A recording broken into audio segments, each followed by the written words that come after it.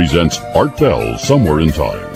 Tonight's program originally aired May 11th, 1995. The network is already getting flooded, and so am I, with... yes, you can get a copy of the program you're listening to right now, or have been listening to since 11 o'clock Pacific time. In addition, because time is short and valuable, I need to get the information out on my bulletin board. I call it my bulletin board. It's not really. But we have a growing number of absolutely incredible photographs, documents, things that relate to the program that I do and Dreamland on this bulletin board, photographs and such. It's open 24 hours a day. When you get down into the inside there, to the main menu, enter J space 11, and that will take you to where all of this stuff is located. There are so many goodies there, I can't take the time, and it's free. You can get in at least once a day, absolutely free of charge. So please write the number down. It will continue to operate while I'm out gone on vacation. And this fax echoes something I just said. Greetings, Mr. Bell. On behalf of the millions of Americans who will have no choice but to remain within the continental boundaries of the U.S. during your upcoming vacation, I have but one request. Don't go! I first discovered your program way back during the Ross Perot presidential campaign, Phase 1, and have been an avid listener ever since. This is an addiction, by the way, that not even Narconon could put a dent in. Over the years, however, I've noticed something about you that verges on the downright spooky. Every time you leave town, all hell breaks loose.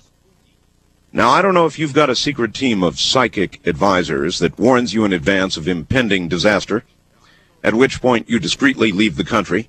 Thanks, sir. Or if your own inner voice lets you know when it's time to pull the D ring. Oh, my God. All I know for certain is that while you're out of the country, I'm not going anywhere near Mount Rainier. All kidding aside, I think, I hope you and your XYL, that's ham language for wife, have a grand time while you're away, and that your part of the country is still intact when you attempt to return. Thank you very, very much. The conservative realist, he calls himself, from KVI Como country. So there you have it. We continue to track the story. My guest is Lindsay Williams. Lindsay, are you there? Right here, Art. All right. Let us devote more time to telephone calls. There are many. West of the Rockies, you're on the air with Lindsay Williams. Hi. Hi, this is Pete in Portland. Hello, Pete. Yeah, Portland, which is the home of an outbreak of a new strain of bacterial meningitis that takes down one kid every 8 weeks or so around here. You're kidding. Nope, not kidding. I've not heard anything about that. Well, it's throughout northern Oregon and southern Washington. It's been going on for about a year or two now. I see.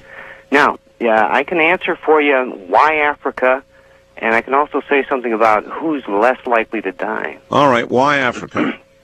Africa's a crossroads of long-distance migrating species. The flamingos down in Florida, they lay their eggs in brine lakes, in nests in brine lakes in Africa.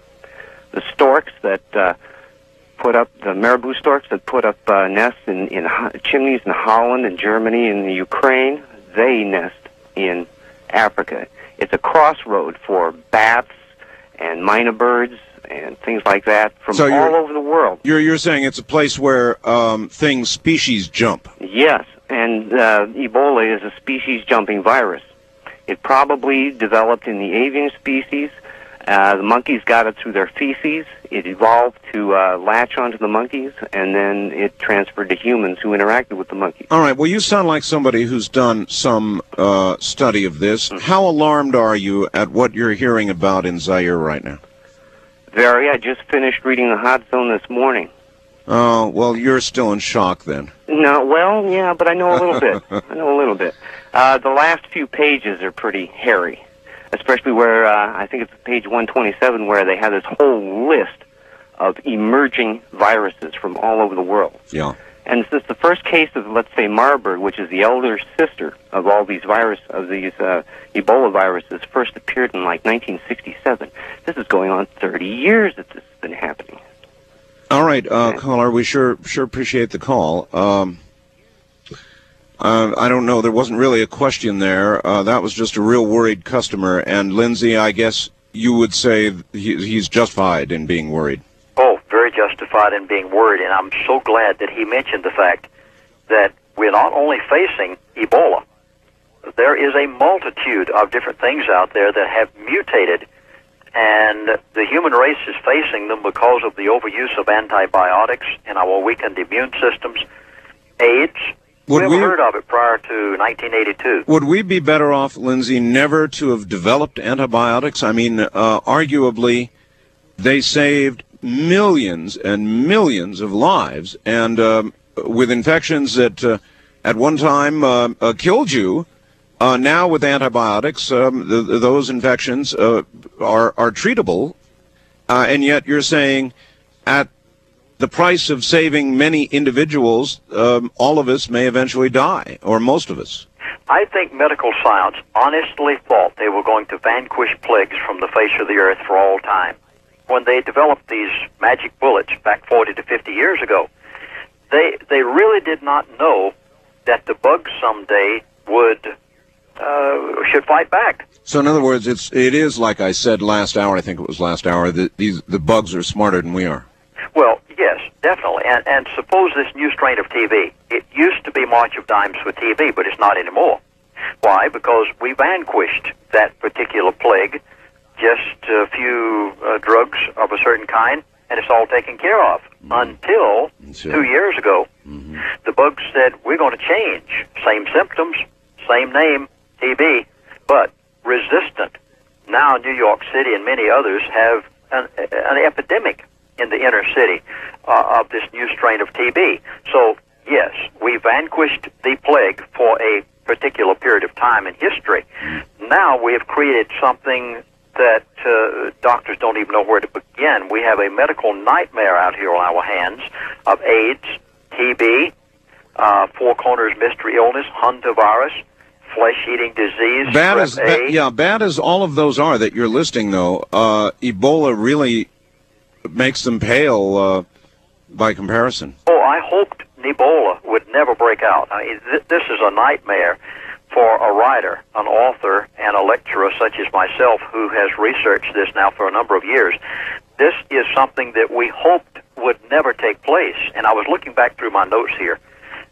When I mentioned to you early in the program that I was on KFYI today with Barry Young in Phoenix, and he handed me in the middle of the program, and I was looking back over it, I must read this. The Assistant Director, Mr. Ralph Henderson of the World Health Organization said, there is no treatment or vaccine for Ebola, but that the spread could be stopped using the simplest of nursing procedures in the hospitals. Now, why are they sending spacesuit-clad individuals from the Center for Disease Control in Atlanta, Georgia, to Zaire to bring back specimens if it could be stopped by the simplest of nursing procedures in hospitals? I really do agree with that, Lindsay. I really agree with that. I mean, look at what they're doing more than what they're saying. I don't believe the CDC, and I hate to keep covering it, but maybe the CDC should be lying to us. But the spacesuits, Biohazard 4, they say why it's not airborne, but it seems to be airborne. I don't like any of this, Lindsay. Well, Art, you see there are a number of us out here who have researched this over the past few years, like Richard Preston. I've written a book on similar matters. There are a number of us who have been alarmed over this for the past 2 or 3 years, and we saw it coming. We knew that it had to hit the human race at some point. We hoped that it wouldn't do it in our lifetime. But each time I've seen Ebola try to start up, I compared it yesterday to a car engine that won't start, and you keep turning over the engine, you don't get an ignition, but then finally, happy day, you turn the key, and that engine starts to roar. And I've been afraid that would be a good analogy with Ebola, that it kept trying to start and kept trying to start. One of these times, it was going to find the right a massive brush to make it spark in, and away we go. Well, I hope it'll stop. I really. Yeah, we all better hope. I would like to be able to say Lindsey Williams was a prophet 2 years ago when I was one of the first ones to have a lecture on this across the nation in public. And I'd like to say that my videotape, which we did 1 year ago, yeah, go ahead, get a where plug we in. prophesied this would happen, Yep. isn't for real. But it's so drastic now that 1 week ago, when I was in Seattle, Washington, we had a studio come in and videotape me for 1 hour, giving the very latest of all of these mutations, including some of the facts about Ebola before it actually broke out 2 days ago. And later on in the program, maybe I can tell the audience a little bit about this, because we try to give the background to it. All right, you absolutely may. Right now, let's go east of the Rockies. You're on the air with Lindsey Williams. Where are you calling from, please? Armeister, this is Sky in New Orleans. New Orleans, yes. Yes, only our socks are all wet now.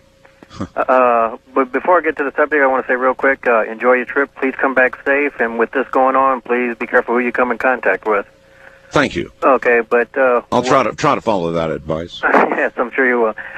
What I would like to contribute is I cannot begin to corroborate enough what your guest is saying about health, your intake of the right foods, herbs, and what have you. Reason being, I did all sorts of research last year when my sister was dying of leukemia.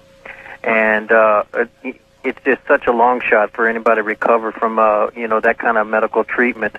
And I cannot stress, people don't look at food enough as fuel as they do just for palatable enjoyment. There's just so much more to get from it. And, the best that medicine can do is to help your body to heal itself, because they do not cure anything. Eventually, it's your body that does it. Yeah. And as far as antibiotics go, where they have helped as far as focusing on one thing, they also reduce resistance in other areas that your body would be able to, fight, a lot stronger. All right. Well, I appreciate the input, my friend. Thank you. I will say this to you, Lindsey. I lead a fairly excessive lifestyle. I smoke. I drink coffee. I do the things probably most talk hosts do who do shows like this. And so that represents, it's not just me, but that represents a lot of people out there, or even most people. And one day, Lindsey, we hear milk is good for us. Milk is good for a body, they say. And the next day, somebody comes along and says, oh, no, it isn't. Milk is not good for you. And milk is just one example. There's a whole variety of foods out there. One day we hear it's good. The next day we hear it's bad. What is a mother to do? Art, I am so glad that a great talk show host like you is taking his vacation to the Orient and not to Africa. Oh, I'm pleased about that myself. No, I think it's very evident that foods in their natural state have the answer. Man has taken white sugar and made it something that it never was intended to be in nature. We have put the chemicals on our soils to the point that we have destroyed all the organic matter, and most of our food is nothing but pulp. There again, we just go back to what things were and as they are in nature. We'd all be better off and build those immune systems much stronger. But yeah, so how does somebody in the middle of, somebody out in the country, fine, they might be able to grow their own stuff and they can breathe fresher air, but what about the poor guy who lives in the middle of L.A.? His air is like smoking a couple and a half pack cigarettes a day. He has concrete all around him, restaurants which serve up processed food, even the good ones. And so what's somebody in L.A. going to do? Give them advice, good advice. Well, I personally moved out of the city a long time ago. So your advice is move. But not only that, that health food store downtown L.A. will still help that immune system some, even though he must live in the midst of that pollution. There are organic vegetables out there now that didn't exist a few years ago. There are organic meats that didn't exist a few years ago. We can't go back to the family farm of 40 to 50 years ago, but we sure can do the next best thing. And it costs a whole lot less than the doctor's bills. Well, I suppose if Ebola actually ever had its way with the human race, we could actually, in fact, return to the family farm. And to you, we will return in just a moment.